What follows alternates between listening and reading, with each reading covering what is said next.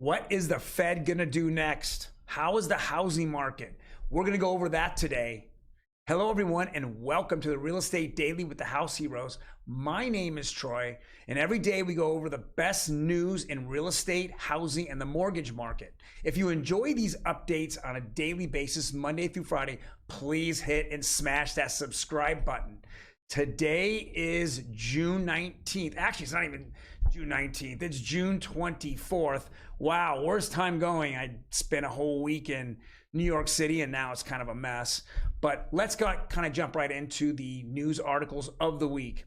First one here was last Sunday, and this is Federal Reserve Bank president from Cleveland, Loretta Mester, and she has been very vocal now for the past 3 or 4 months on inflation. And here's the headline from CNBC. It says inflation will not fall to 2% target for the next 2 years, Fed Mester says. So what their idea was, we're in the 8s right now. They say they want to continue to keep raising rates until it falls to 2%. So from 8 down to 2%, if I keep raising rates, less people will spend money, and less money being spent means that less demand means less inflation. And that's kind of how the formula is. And she's saying that even though they can continue to raise rates, and she's talking about being 3.5% this year and maybe even more, she's saying that will not tame inflation. So it's kind of scary at this point, but it won't stop the Fed from going forward. Next article is U.S. home sales stronger in May. And this is for new builds, not necessarily for traditional homes that are resales. Now, I have a theory on this. It's been going down and down and down almost every single month this year, except for May. Why? I think the new home builders are just now going to start putting their homes on discount. They continue to see the Fed raise rates, and the interest rates across the United States keep going up. And there's a tipping point when they hold homes on the market that are completely done and they cannot sell it. That is money out of their pocket every single day. So the way to get around that is to give a little bit of discount up front until they can sell off their inventory, especially standing inventory. The term standing inventory, again, means that it's an inventory that you can move in right away, yet it is not sold at that moment. And we see this happen in a normal market if they overbuild. But in the last 3 years, they've never had to deal with that. They always had people, a line of people outside their doors wanting to go and put money down on a home that hasn't even broke ground. That's anywhere from 6, 3, 2 months out before it's actually built. Now we're seeing that tide turn, and that standing inventory now is starting to come in. And I think that that's where they're kind of discounting it so they don't put themselves in a bad situation. Next article here is from, again, CNBC, and this was from today. It says home prices and interest rates causing buyers to pause and reconsider. And this is again from Lennar CEO. Well, it's interesting how new homes went up in May, but now here in June, we're hearing this from Lennar. Well, why? Because he's selling it off. He sold off his inventory, and that was the whole idea. Now he knows that interest rates are going to cause people to rethink their strategy. Do I buy now? Right? Do I buy now at a high interest rate and then refi when the recession hits? And I shouldn't say when it hits. That's my opinion. When and if it hits is more of a better term. I'll just leave it at that for the moment. But they will go down if a recession hits. Now, or do I wait and then hope that the market goes down? Those values of properties go down. Sellers let properties sit on the market, and when they sit on the market, they reduce their prices. And when they reduce their prices, then I jump in and hit? Now, that only makes sense if we're not going to see a recession this year.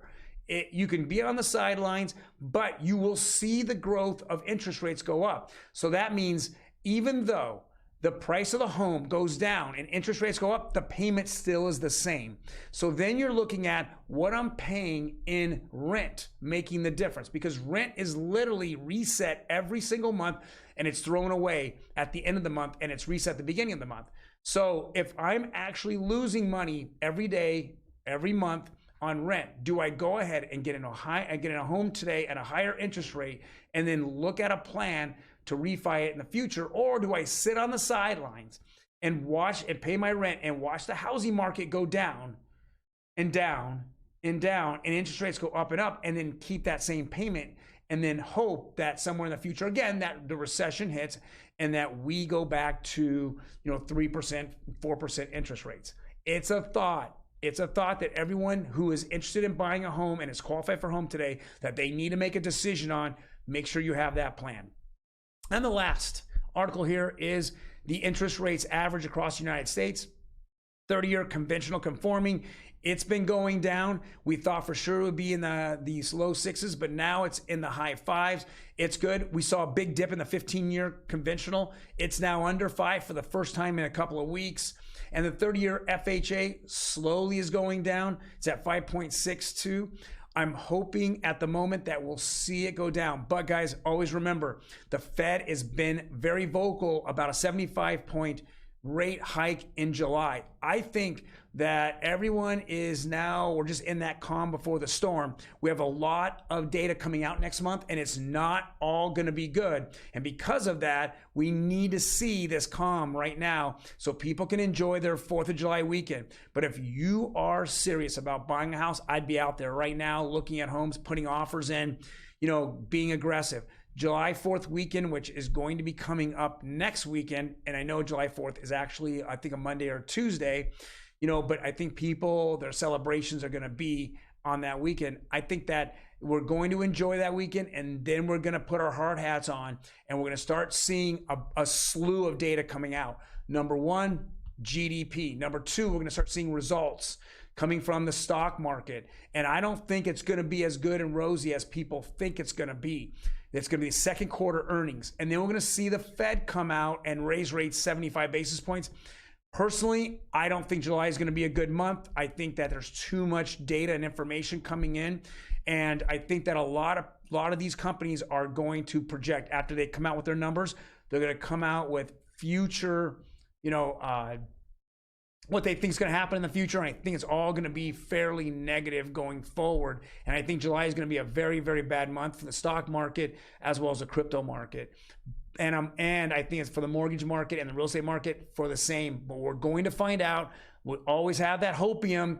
We keep taking that drug called hopium, hoping that things will change sooner rather than later. But guys, thank you for joining me. Hit that like button if you enjoy the content today.